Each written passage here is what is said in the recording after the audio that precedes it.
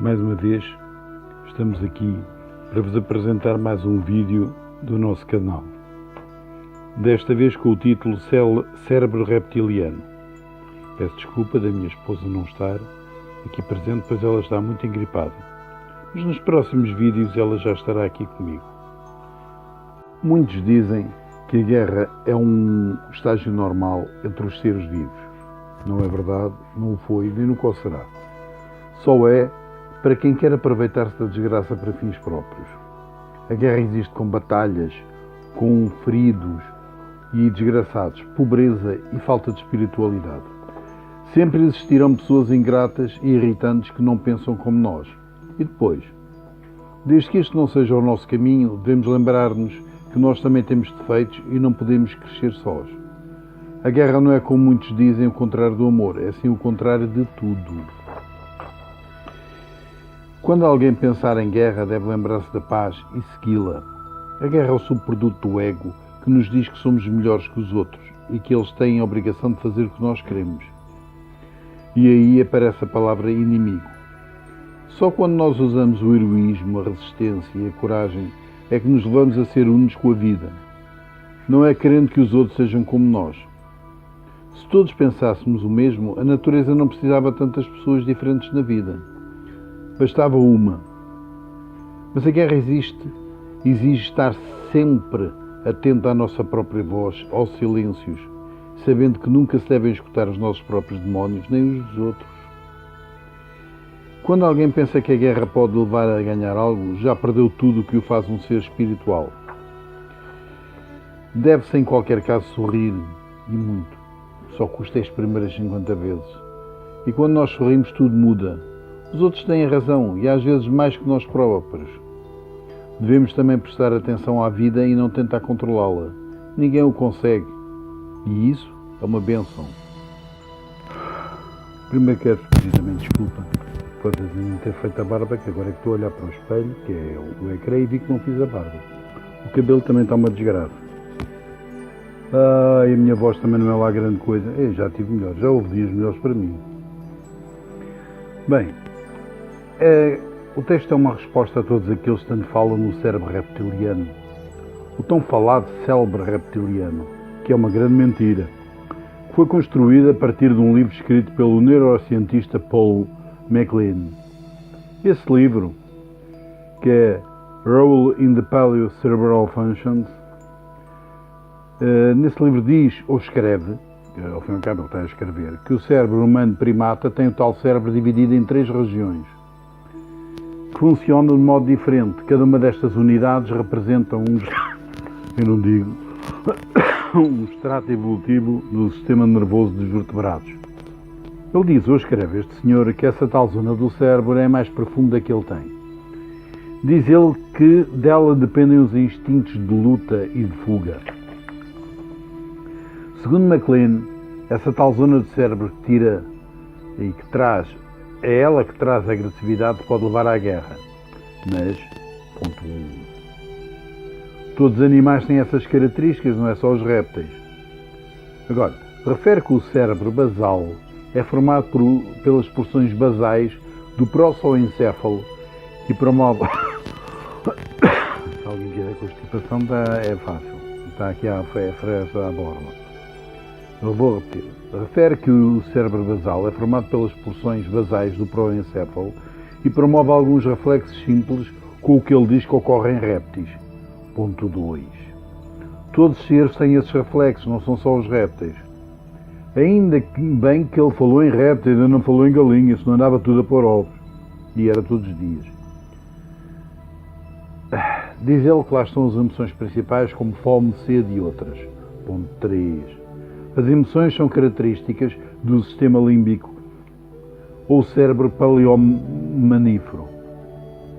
Ele resolveu chamar ao seu sistema basal o nome de cérebro reptiliano com a abreviação de complexo R. Diz ele, ou escreve, mais uma vez, que é o lugar no cérebro que leva à agressão. Depois mete os pés pelas mãos quando diz que implica hierarquia. Ponto 4. Os répteis não funcionam através de hierarquia. Todos os animais o fazem, mas os répteis não. Eu sei que a informação é poder e, como tal, para muitas pessoas que desejam um protagonismo esquisito e que, para manterem as suas ideias, que podem ou não ser corroboradas pela realidade, começam com ideias passadas a livro. Não se importam que as suas ideias sejam distorcidas. Mas ponto 5. Isso acontece quando as suas convicções e descobertas são fracas.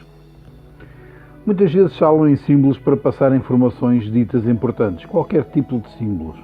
Ponto 6. As letras de um texto são símbolos também para passar informações. Mas, segundo MacLean, o cérebro basal é mais simples com características simples. Depois, para justificar o seu erro de exagero, diz que, eu vou depois explicar porque é que é erro, diz que o cérebro reptiliano está programado para se curvar ao poder. Existe sem pensar, sem questionar, os óculos puxam, sem questionar, sem analisar. Só que depois diz que é um cérebro controlador. Ponto 6. Então, é um cérebro controlador ou que se deixa controlar? Claro que tem seguidores para a sua causa, que foi o livro. Alguns afirmam que a insensibilidade é característica do complexo R. Ponto 7. Insensibilidade? Até mas não foi dito que no complexo R existiam as emoções. Depois dizem que o complexo R abomina a indeterminação e as probabilidades da mecânica quântica. Tenho o meu cabelo. Dizem também que ele é o causador da procura do poder absoluto. Ponto 8. Como é que um pedaço basal do cérebro sabe o que quer que seja sobre mecânica quântica? Se calhar não existem mais de 1000 pessoas neste planeta a sabê-lo. Os seguidores de MacLean, para o cérebro reptiliano, só o ter tudo chega. As partes não, tem que ser tudo. Mas ponto 9. Para uma zona obscura do cérebro que só sabe a experiência e experiencia emoções básicas, ser o que eles dizem já nega a existência do tal cérebro reptiliano. Segundo os seus seguidores, o complexo R é a origem dos comportamentos obsessivos e tem compulsão do domínio. Dizem que quem que procura a segurança absoluta e voltam astrais e hierarquias. Ponto 10. Os répteis não são organizados socialmente em hierarquias. Há muitos animais que são, os répteis não. Dizem que o cérebro reptiliano determina a sobrevivência do mais forte. E isso não é verdade, pois todas as espécies tendem a isso. Mas a médio e a longo prazo, quem sobrevive é o mais maleável, não o mais forte. Depois falam em elementos de submissão que levam à adoração. E para acontecer isso, tem que existir um comportamento rígido, sem nada alternativo. Ponto 11. Temos que reconhecer que usar umas verdades não significa ou tenha uma conclusão amontante, que seja de perto ou de longe o que nós gostávamos que fosse. E agora, os cérebros dividem-se em 3 grandes partes. É o paleomamífero, o neomamífero e o basal. Depois destes nomes, podem ter os nomes que se quiser, basta lá pô-los. Também afirmam compaixão, amor, são causas algumas da evolução, mas que o tal cérebro reptiliano acha que é tudo comida. Ponto 12. Até o cérebro reptiliano tem emoções básicas, ou tem mais? Organizem-se, não? E ainda falam que o cérebro rep é o responsável por lavagens cerebrais e a compulsão para o sexo. Com isso trazem acoplados transtornos de múltiplas personalidades. Meus senhores, desculpem lá isto, mas a consciência é produto de todo o cérebro e não é só de uma parte. E quando a consciência muda, devido a doenças e a medicamentos, muda também a percepção da realidade. O cérebro basal é também responsável por medo, fome, respiração, reprodução, autodefesa e fuga. O que podemos dizer é que todos os processos mentais se dispersam pelo cérebro todo. O cérebro neomamífero é o responsável pela parte lógica, racional e recreativa. O cérebro, no seu todo, foi-se organizando através dos tempos, o que organizou que certas partes se expandissem, crescessem. Acontece até que essa existência do cérebro, sendo trino, nunca foi mencionada em nenhuma pesquisa científica credível. Essa é uma imagem poética do cérebro. O nome para o cérebro basal é que podia ter sido outro, por exemplo, sei lá, cérebro assobio, ou até cérebro flauta. E porque não cérebro sem nome? Porque não nos lembramos de nome nenhum para lhe dar. Era um bom nome. O cérebro, a parte dele, paleomamífero, agrega o sistema límbico. As etapas evolutivas não coincidem com as faladas por MacLean, até porque as estruturas são muito mais similares às estruturas de peixes e aves. Além de mais, os répteis também têm neocórtex. As decisões inconscientes não são decisões do cérebro reptiliano. Mas, ponto 13, até porque muitas decisões são imediadas pelas estruturas do sistema límbico. O neocórtex tem as decisões instintivas e emocionais. Já agora, as decisões da atividade sobre o cérebro racional recaem sobre o córtex pré-frontal e parietal. Quem faz com que o cérebro aprenda com os erros é o neocórtex. Aí também se situam memórias traumáticas. É interessante ver que quem pretende ver os seres na ignorância e na servidão dizem-se quase sempre para pensar, analisar, mas não permitem que o façam. E com o passar do tempo torna-se fácil, muito mais fácil, enganar as pessoas. É um círculo vicioso que muitas vezes impede a redenção dos seres. Para implantar uma crença, terá que essa crença ser repetida vezes e vezes e vezes e vezes sem conta. Como é que então terá que se impedir que as pessoas leiam? Sabem porquê? É porque se não ler não se atualizam. Para abandonar a ciência também falam. Ficam sem poder entender a vida. Tudo isto para um livro que foi escrito em 1970 e apresentado em 1990, 20 anos depois. O que é certo é que este livro foi ouro para os teóricos das conspirações e seus seguidores. Para eles vale tudo, mas mesmo tudo. Até mesmo para enterrar a sensatez e a realidade. Basta uma mentira ser dita 100, 1000 vezes para que esses senhores tenham assunto para tantas publicações.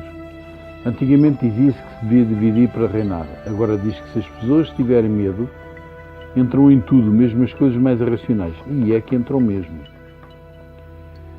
O otimismo é também um estado de alma que determina uma força de elevação semelhante ao entusiasmo. É extremamente motivador e simples o suficiente para se transmitir através do chakra do coração. É libertador e totalmente diferente da chamada fé, que é redutora e necessita não do saber, mas do acreditar sem saber. Quem sabe não tem fé, já sabe. A fé não aposta no otimismo, trabalhando no que estava de ser e que fosse.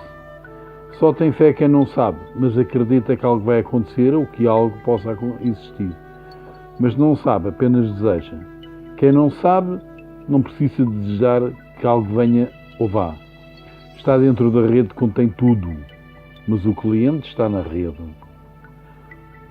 O crente está na rede da ignorância. Tantos crentes que existem e poucos procuram saber se o que acreditam é verdade ou não. Basta-lhes crer. Para o otimista, que procura isso não chega, pois tem que ter respostas, mesmo que as não encontre. Ou, por sorte, as encontre.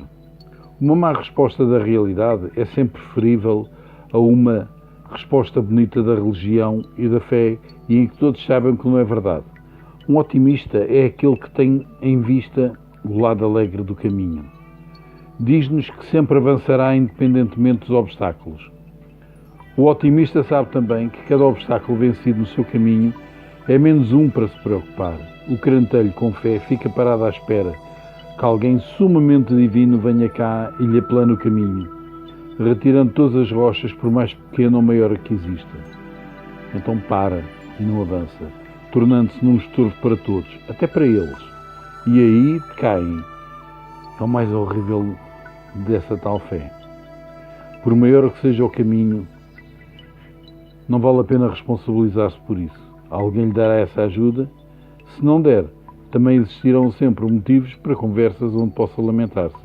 Olha, azar deles. Cabelo, porra. Cada dia vai todo abaixo. A teoria é sempre necessária para a compreensão ideal das coisas, mas as práticas levam-nos à interação dos conceitos, na matriz pessoal. Muitos de nós aprenderam a duras penas Todos os trajetos da senda que levam ao conhecimento, eventualmente à sabedoria, mas outros usam a desculpa da preguiça para ficarem de braços cruzados ali na boa, esperando que os outros pensem por eles. E aí, meus senhores e minhas senhoras, apareceu a figura das religiões, que só funciona não na verdade, mas sim no medo. E que medos são esses, senão os mais pequenos pedaços de baixa autoestima e conceitos desviados. O medo não precisa de ser grande. Basta ser em lugares específicos e na dose suficiente para causar danos. Todos aqueles que tentam oferecer apoio religioso de qualquer tipo e de qualquer religião são seres que, ao fim e ao cabo, possuem ou tentam possuir o intelecto de cada um que corrompem. São verdadeiros possessores, alimentando-se da energia dos crentelhos que emanam, quando assustados com ameaças de demónios ou de infernos, se não seguirem o que eles dizem. São verdadeiros vampiros energéticos que realmente são os únicos que existem. Por isso é que reagem tão violentamente quando aparece alguém livre, ateu, ou alguém que tenta fugir-lhes. Violência é essa que chega a ser corporal. A violência, para eles, é um festim de energia, daquela energia com que eles procuram, a energia da dor e do pânico. Não existe limite para a sede deles, mas sabem, eles não precisam disso. São viciados nas sensações, são viciados no medo. É pena eles não entenderem que estão viciados como os consumidores de drogas duras. Sofrem, inclusivamente sindromas de abstinência, e tornam-se erráticos então. Todos vocês conhecem exemplo desse tipo de sacerdotes, pastores, ou seja lá o que for. São fáceis de identificar, mas não se entregam sem luta. Não podem, nem querem. E os espoliados, os escravizados que possuem, estão de tal modo habituados a ceder que também sofrem de uma forma distorcida de síndrome de abstinência. E lutam com todas as forças para continuarem, até matando se possível. Duvidam? Então olhem para este planeta com olhos de seguidor da realidade. Lembrem-se que para um cegador a verdade cega-os e pode destruí-los. Bem, chegamos ao fim de mais um vídeo. Espero que tenham gostado. Estejam à vontade para fazer perguntas e tirar dúvidas. E agora, despeço-me em meu nome e da minha esposa, como eu vos disse no princípio, está doente, engripada. Até à próxima. Samael out. Eu vi o cardia vai toda abaixo. A teoria é sempre necessária para a compreensão ideal das coisas, mas as práticas levam-nos à interação dos conceitos, na matriz pessoal. Muitos de nós aprenderam a duras penas todos os trajetos da senda que levam ao conhecimento, eventualmente à sabedoria, mas outros usam a desculpa da preguiça para ficarem de braços cruzados ali na boa, esperando que os outros pensem por eles. E aí, meus senhores e minhas senhoras, apareceu a figura das religiões, que só funciona não na verdade, mas sim no medo. E que medos são esses, senão os mais pequenos pedaços de baixa autoestima e conceitos desviados. O medo não precisa de ser grande. Basta ser em lugares específicos e na dose suficiente para causar danos. Todos aqueles que tentam oferecer apoio religioso de qualquer tipo e de qualquer religião são seres que, ao fim e ao cabo, possuem ou tentam possuir o intelecto de cada um que corrompem. São verdadeiros possessores, alimentando-se da energia dos crentelhos que emanam, quando assustados com ameaças de demónios ou de infernos, se não seguirem o que eles dizem. São verdadeiros vampiros energéticos que realmente são os únicos que existem. Por isso é que reagem tão violentamente quando aparece alguém livre, ateu, ou alguém que tenta fugir-lhes. Violência é essa que chega a ser corporal. A violência, para eles, é um festim de energia, daquela energia com que eles procuram, a energia da dor e do pânico. Não existe limite para a sede deles, mas sabem, eles não precisam disso. São viciados nas sensações, são viciados no medo. É pena eles não entenderem que estão viciados como os consumidores de drogas duras. Sofrem, inclusivamente síndromes de abstinência e tornam-se erráticos então. Todos vocês conhecem exemplo desse tipo de sacerdotes, pastores, ou seja lá o que for. São fáceis de identificar, mas não se entregam sem luta. Não podem, nem querem. E os espoliados, os escravizados que possuem, estão de tal modo habituados a ceder que também sofrem de uma forma distorcida de síndrome de abstinência. E lutam com todas as forças para continuarem, até matando se possível. Duvidam? Então olhem para este planeta com olhos de seguidor da realidade. Lembrem-se que para um cegador a verdade cega-os e pode destruí-los. Bem, chegamos ao fim de mais um vídeo. Espero que tenham gostado. Estejam à vontade para fazer perguntas e tirar dúvidas. E agora, despeço-me em meu nome e da minha esposa, como eu vos disse no princípio, está doente, engripada. Até à próxima. Samael out.